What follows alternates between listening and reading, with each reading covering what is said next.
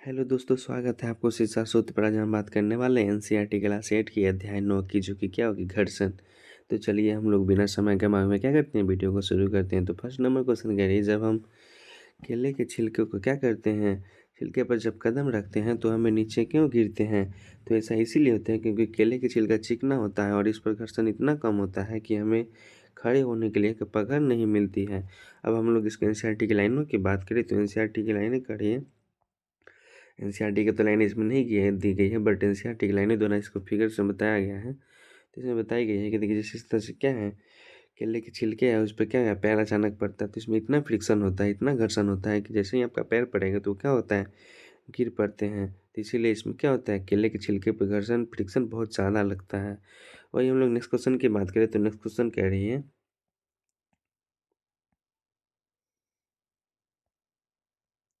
Next question करिए, निम्नलिखित कथनों पर विचार कीजिए और इसमें से उपरोक्त कथन में से कौन सा कथन सही है उसके बारे में बताना है। तो फर्स्ट नंबर क्वेश्चन कह रहे हैं, जो कि घर्षण बल सदैव ही लगाए गए बल का विरोध करता है, यही क्या है, हमारे लिए सही कथन हो जाएगा। और वही घर्षण बल सदैव ही लगाए गए बल के समान दिशा में कार्य करता है, जो कि समान दिशा में नहीं कार्य करता है, क्यों, घर्षण जो है हमेशा विपरीत दिशा में कार्य करता है। तो इसीलिए कथन एक जो है बिल्कुल राइट आंसर हो जाएगी। वही हम लोग इसके एनसीईआरटी लाइनों की बात करें तो एनसीईआरटी की लाइनें कह रही हैं, आपने देखा कि यदि आप बाईं दिशा में क्या करते हैं, बल लगाते हैं तो घर्षण दाईं दिशा में क्या होता है, दाईं दिशा में कार्य करता है। यदि आप दाईं दिशा में एक बल लगाते हैं तो घर्षण बाईं दिशा में कार्य करता है। दोनों स्थिति में घर्षण पुस्तक की गति का विरोध करता है। घर्षण बल जो होता है सदैव ही लगाए गए बल का क्या करते हैं, विरोध करते हैं। वही नेक्स्ट क्वेश्चन की बात करें तो नेक्स्ट क्वेश्चन कह रहे हैं, निम्नलिखित में से किस उपकरण का उपयोग किसी वस्तु पर लगाने वाले बल को मापने के लिए किया जाता है। तो स्प्रिंग बैलेंस जो होता है, कमानीदार तुला, उसका उपयोग हम लोग क्या करते हैं, किसी वस्तु पर लगने वाले बल को मापने के लिए क्या करते हैं। कमानीदार तुलाएँ देखिएगा, जब हम लोग गैस का जो वजन वजन करते हैं, मेजर करते हैं, वो क्या होते हैं, कमानीदार तुलाएँ होते हैं। उसका सबसे बेस्ट एग्जाम्पल है, आप उसको देख सकते हैं अपने आसो पास में। जब हम लोग एनसीईआरटी की लाइनों की बात करें तो एनसीईआरटी लाइनें कह रही हैं, कमानीदार तुला होता है वह युक्ति होती है जिसके द्वारा किसी वस्तु पर लगने वाले बल को क्या किया जाता है, मापा जाता है। इसमें एक कुंडलित कमानी होती है जिसमें बल लगाने पर प्रसार हो जाता है। कमानी की इस प्रकार की माप इसके असंगति पैमाने पर चलने वाले संख्या द्वारा की जाती है। पैमाने के पठांग द्वारा बल का परिणाम क्या होता है, प्राप्त होता है। इस तरह से देखिए, यही क्या है, हम लोग का कमानीदार तुला है। इसी में हुक दिया रहता है, इसमें आप वजन को किसी वस्तु को इसके क्या कहते हैं, टांग कर, और इसके माध्यम से क्या करते हैं, उठाते हैं। और यहाँ पे कुछ यूनिट दी गई है, उसमें किस वस्तु का कितना माप है उसके द्वारा हम लोग को यह क्या करता है, इंडिकेट करता है। वही हम लोग नेक्स्ट क्वेश्चन की बात करें तो नेक्स्ट क्वेश्चन कह रही है, यदि दो रुक्ष सतहों को क्या करते हैं, पॉलिश किया जाता है और संपर्क में रखा जाता है तो उनके बीच घर्षण बल क्या होता है, घट जाता है। इस तरह से राइट ऑप्शन बी हो जाएगी। हम लोग एनसीईआरटी की लाइनों की बात करें तो एनसीईआरटी की लाइनें करी हैं, घर्षण संपर्क में आने वाले दो पृष्ठों की अनियमितताओं के कारण होता है। ऐसे पृष्ठ जो देखने में बहुत चिकने लगते हैं, उसमें बहुत सारी सूक्ष्म अनियमितताएं होते हैं, जो पृष्ठों के क्या कहते हैं, अनियमितताएं एक दूसरे के भीतर धंस जाती है। जब हम एक पृष्ठ पर क्या करते हैं, दूसरे पृष्ठ की गति कराने का प्रयास करते हैं तो हमें अंतर्बंधन पर पार पाने के लिए कुछ बल लगाना पड़ता है। खुरदरे पृष्ठों पर ये क्या होते हैं, अनियमितताएं अधिक संख्या में होती है, अतः पृष्ठों से क्या होती है, रुक्ष हो जाती है। और घर्षण बल जो होता है वो क्या होती है, अधिक होता है। जबकि पृष्ठ जो होता है, सतहों को पॉलिश किया जाता है और संपर्क में रखा जाता है तो उनके बीच घर्षण बल क्या होता है, घट जाता है। वही नेक्स्ट क्वेश्चन की बात करें तो नेक्स्ट क्वेश्चन कह रही है, निम्नलिखित कथनों पर विचार कीजिए और इसमें से क्या बतानी है, उपरोक्त में से सत्य कथन को पहचाननी है। तो इसमें से ऐसा एक भी कथन नहीं है जो कि क्या है, असत्य। सभी के सभी कथन क्या है, सत्य दी हुई है। तो देखिए, किसी रुकी हुई वस्तु को विराम से गति प्रारंभ करने की स्थिति में घर्षण पर पार करने के लिए वस्तु पर लगाए जाने वाला बल क्या होता है, स्थैतिक घर्षण की माप होता है। ये बिल्कुल सही है। किसी वस्तु को उसी चाल से गतिशील रखने के लिए आवश्यक बल उसके सर्पी घर्षण की माप सकते हैं। तो इस तरह से राइट ऑप्शन क्या हो जाएगी, डी हो जाएगी। इनमें से कोई भी ऐसा जो है जो सत्य कथन नहीं है, सभी के सभी कथन क्या है, सत्य कथन है। वही हम लोग एनसीईआरटी की लाइनों की बात करें तो एनसीईआरटी की लाइनें कह रही हैं, किसी रुकी हुई वस्तु को विराम से गति प्रारंभ करने की स्थिति में घर्षण पर पार पाने के लिए वस्तु पर लगाए जाने वाले बल स्थैतिक घर्षण की माप होती है। इसके विपरीत किसी वस्तु को उसी चाल से गतिशील रखने के लिए आवश्यक बल उसके सर्पी घर्षण की क्या होती है, माप होती है। वही नेक्स्ट क्वेश्चन की बात करें तो नेक्स्ट क्वेश्चन कह रही है, यदि वह घर्षण न हो तो क्या होते हैं? आप दीवारों पर कील नहीं ठोक सकते हैं, धागे में गांठें नहीं बाँध सकते, घर्षण के बिना कोई भवन का निर्माण नहीं हो सकता है। तो इस तरह से राइट ऑप्शन क्या हो जाएगी? डी हो जाएगी, जो कि इनमें से सभी हो जाएगी। वही हम लोग इसके एनसीईआरटी की लाइनों की बात करें तो एनसीईआरटी की लाइनें कह रही हैं, आप दीवारों में कील नहीं ठोक पाते हैं अथवा धागे में गाँठ नहीं बाँध पाते हैं, घर्षण के बिना कोई भी भवन कार्य क्या होता है? निर्माण नहीं हो सकता। यहाँ तक कि आप तो जो श्यामपट्ट पर जो पेंसिल या रबर चक का कुछ इस्तेमाल करते हैं, वो सभी क्या होते हैं? घर्षण के कारण ही होती है। और वहीं सड़क पर जो वाहन के टायरों के बीच घर्षण न होता है, तो वाहन न तो गति आरंभ की जा सकती है और न ही उन्हें रोका जा सकता है और न ही दिशा में परिवर्तित किया जा सकता है। इसीलिए घर्षण क्या होती है? बहुत ही ज़रूरी होती है। वहीं नेक्स्ट क्वेश्चन की बात करें तो नेक्स्ट क्वेश्चन करिए, निम्न में से किसमें घर्षण हानिकारक होता है? तो मशीन के जो गतिशील पुर्जों में होते हैं, उसमें क्या होते हैं? घर्षण बहुत ही हानिकारक होते हैं। तो इस तरह से राइट ऑप्शन ए हो जाएगी। वैसे हम लोग इसकी एनसीईआरटी की लाइनों की बात करें तो एनसीईआरटी की लाइनें करिए, घर्षण हानिकारक भी है। घर्षण के कारण वस्तुएं घिस जाती है, चाहे वो पेंस, बॉल बेयरिंग अथवा जूते के सोल क्यों ना हो। आपने रेलवे स्टेशनों पर क्या होते हैं? पैदल ऊपर पीलो घुसौटियों की सीढ़ियाँ देखी होगी। घर्षण से ऊष्मा भी उत्पन्न हो सकती है। कुछ मिनट तक अपनी हथेलियों को तेजी से एक दूसरे के साथ रगड़िए। जब आप माचिस की तिल्ली को किसी ट्यूब या पृष्ठ से रगड़ते हैं तो वो क्या होते हैं? आग पकड़ लेती है। वही नेक्स्ट क्वेश्चन की बात करें तो नेक्स्ट क्वेश्चन कह रही है, निम्नलिखित में से किसमें घर्षण हानिकारक नहीं है?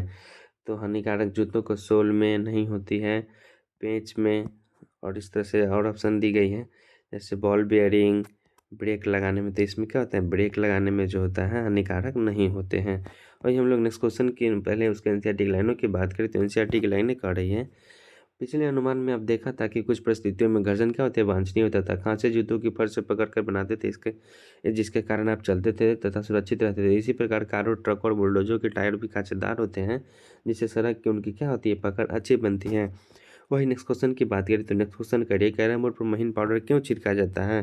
तो उस पर ऐसा इसीलिए हम लोग जब कैरम बोर्ड खेलते हैं तो उस पर जो महीन पाउडर को रखते हैं, इसलिए उसको इसीलिए रखते हैं क्योंकि घर्षण को क्या करते हैं? कम करने के लिए उसका प्रयोग करते हैं। तो ये हम लोग इसके एनसीईआरटी की लाइनों की बात करें तो एनसीईआरटी की लाइनें कह रही हैं, कैरम बोर्ड पर आप महीन पाउडर घर्षण को कम करने के लिए छिड़कते हैं। तो आप ऐसा नोट किया होगा कि जब हम दरवाज़ों के कब्जों, ये जो बोलते हैं चूल्हों में तेल के कुछ बूंदे डालते हैं तो दरवाज़ा सहज ही घूमने लगते हैं। साइकिल तथा मोटर के मैकेनिक मिस्त्री भी इन मशीनों के गतिशील भागों के बीच में ग्रीस लगाते हैं। उपरोक्त सभी परिस्थितियों में हम दक्षता में वृद्धि के लिए क्या करते हैं? घर्षण को कम करते हैं। वही नेक्स्ट क्वेश्चन की बात करें तो नेक्स्ट क्वेश्चन करिए, यदि दरवाजे के कब्जे पर सनेहक लगाया जाता है तब घर्षण में क्या होगा? तो उसका क्या होता है? घर्षण घटता है। वही हम लोग एनसीईआरटी की लाइनों की बात करें तो एनसीईआरटी की लाइनें कह रही हैं, अतः दरवाजे के कब्जे पर सनेहक लगाया जाता है तब क्या होता है? घर्षण क्या होता है? घटता है। वही नेक्स्ट क्वेश्चन की बात करें तो नेक्स्ट क्वेश्चन कह रही है, घर्षण को कम करने वाले पदार्थ को क्या कहा जाता है? तो घर्षण को कम करने वाले पदार्थ को सनेहक कहते हैं। वही हम लोग इसके एनसीईआरटी की लाइनों की बात करें तो एनसीईआरटी की लाइनें कह रही हैं, पदार्थ जो होती है जो कि किसी भी हम घर्षण को कम करने वाले पदार्थों को क्या कहते हैं?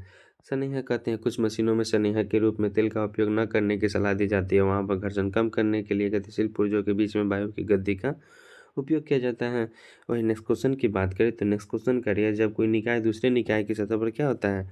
लुढ़कता है तो उसकी गति के प्रतिरोध को क्या कहा जाता है? तो उसके गति के प्रतिरोध को लोटनी घर्षण कहा जाता है। तो इस तरह से राइट ऑप्शन डी हो जाएगी। वही हम लोग इसके एनसीईआरटी की लाइनों की बात करें तो एनसीईआरटी की लाइनें कह रही है, जब एक वस्तु किसी वस्तु के पृष्ठ से लुढ़कती है तो उसकी गति की क्या होती है? प्रतिरोध को लोटनी घर्षण कहते हैं। लोटन घर्षण कम कर देता है। किसी वस्तु की दूसरी वस्तु पर सरकने की तुलना में लोटन करना सदैव आसान होता है। यही कारण है कि रोलर जो जरा सामान खींचना सुविधाजनक होता है। क्या आप समझ जा सकते हैं कि पहिए के आविष्कार को मानव जाति की महानतम खोजों में क्यों गिना जाता है? वही नेक्स्ट क्वेश्चन की बात करें तो नेक्स्ट क्वेश्चन कह रही है, बॉल बेयरिंग का उपयोग में से किसके लिए किया जाता है? तो बॉल बेयरिंग के उपयोग में किसके लिए किया जाता है? तो घर्षण को कम करने के लिए किया जाता है। बॉल बेयरिंग में जो हम लोग टायरों के जो नज़दीकी बॉल बेयरिंग का यूज करते हैं उसको किस लिए करते हैं? तो घर्षण को कम करने के लिए करते हैं। तो इस तरह से राइट ऑप्शन डी हो जाएगी। वही हम लोग इसके एनसीईआरटी की लाइनों की बात करें तो एनसीईआरटी की लाइनें देखिए, जैसे कि एक बॉल बेयरिंग होती है। बॉल बेयरिंग के बीच में क्या होती है? जो छोटी छोटी बॉल लेके टाइप पे रहती है उसको बॉल बेयरिंग कहते हैं। उसको यूज करने से क्या करते हैं? वो घर्षण को कम करता है। तो इसीलिए करते हैं। क्या होता है? बॉल बेयरिंग का उपयोग घर्षण को क्या करने से कम करने के लिए किया जाता है। वही नेक्स्ट क्वेश्चन की बात करें तो नेक्स्ट क्वेश्चन करिए, निम्नलिखित में से कौन सा लोटनी के स्थैतिक और सर्पिल घर्षण का सही बढ़ता क्रम है? तो इस तरह से राइट ऑप्शन बी हो जाएगी, जो कि लोटनिक में सबसे अधिक जो घर्षण का क्षमता होता है सबसे अधिक लोटनिक में होता है, फिर सर्पी में, फिर स्थैतिक में। तो इस तरह से क्या है, घर्षण का सही बढ़ता क्रम दिया गया है, तो राइट ऑप्शन बी हो जाएगी, लोटनिक, सर्पिक, फिर स्थैतिक। वही हम लोग इसके एनसीईआरटी की लाइनों की बात करें तो एनसीईआरटी की लाइनें करिए। लोटनिक घर्षण जो होती है, जब एक निकाय दूसरे निकाय की सतह पर क्या होता है, लुढ़कता है, तो उसकी गति के प्रतिरोध पर लोटनिक घर्षण कहा जाता है। वही सर्पिक घर्षण की बात करें तो जब एक सतह दूसरी सतह पर फिसलती है तो सतहों के बीच लगने वाला बल क्या होता है, सर्पिक घर्षण होता है। वही नेक्स्ट एनसीईआरटी की लाइनों की बात करें तो एनसीईआरटी की लाइनें कह रही हैं स्थैतिक घर्षण। तो स्थैतिक घर्षण होता है जब वस्तु की सतह पर स्थिर रखा जाता है तो घर्षण बल कार्य करता है। तो इस तरह से जो इसका सही बढ़ता हुआ क्रम था, लोटनिक, सर्पिल, फिर स्थैतिक। तो वही हम लोग नेक्स्ट क्वेश्चन की बात करें तो नेक्स्ट क्वेश्चन करिए। तरल पदार्थों द्वारा लगाए गए घर्षण बल को डैश भी कहा जाता है, तो उसे कर्षण भी कहा जाता है। जो तरल पदार्थ होते हैं उसके द्वारा लगाए गए घर्षण बल को क्या कहते हैं, कर्षण कहते हैं। वही हम लोग एनसीईआरटी की लाइनों की बात करें तो एनसीईआरटी की लाइनें कर रही है तरलों द्वारा जो लगाया गया घर्षण बल का होता है उसको क्या कहते हैं, कर्षण भी कहते हैं। वही हम नेक्स्ट क्वेश्चन की बात करें तो नेक्स्ट क्वेश्चन करिए, निम्नलिखित में से किस पर घर्षण बल निर्भर करता है। तो घर्षण बल जो होता है सतह की रुक्षता पर और लंबवत प्रतिक्रिया पर क्या करता है, निर्भर करता है। तो इस तरह से राइट ऑप्शन क्या हो जाएगी, एक और दो दोनों हो जाएगी। वही हम लोग इसके एनसीईआरटी की लाइनों की बात करें तो एनसीईआरटी की लाइनें कह रही हैं घर्षण बल की जो निम्नलिखित कार्यों के निर्भर करता है वह सतह की प्रकृति पर करता है, लंबवत की प्रक्रिया पर करता है। वही हम लोग नेक्स्ट क्वेश्चन की बात करें तो नेक्स्ट क्वेश्चन करिए, निम्नलिखित कथनों पर विचार कीजिए और इसमें से क्या बतानी है, सत्य कथन बताने तक। घर्षण बल को उसकी तरल के सापेक्ष गति पर निर्भर करता है, जो कि बिल्कुल ही सही है। घर्षण बल वस्तु की आकृति तथा तरल की प्रकृति पर भी निर्भर करता है, तो इस तरह से राइट ऑप्शन सी हो जाएगी, जो कि एक और दो दोनों क्या है, सही है। और हम लोग नेक्स्ट क्वेश्चन से पहले उसके एनसीईआरटी की लाइनों की बात करें तो एनसीईआरटी की लाइनें कह रही है किसी तरल पर लगने वाले घर्षण बल को उसकी तरल के सापेक्ष गति पर निर्भर करता है। घर्षण बल वस्तु की आकृति तथा तरल की प्रकृति पर क्या करता है, निर्भर करता है। तो इस तरह से हम लोग का क्या हुआ, 9 चैप्टर भी एनसीईआरटी क्लास 8 की क्या हो गई, इसमें कंप्लीट हो गई। अब हम लोग नेक्स्ट वीडियो के माध्यम से क्या करेंगे, अध्याय 10 करेंगे, जो कि ध्वनि होगा। तो thank you for watching my video. जय हिंद दोस्तों।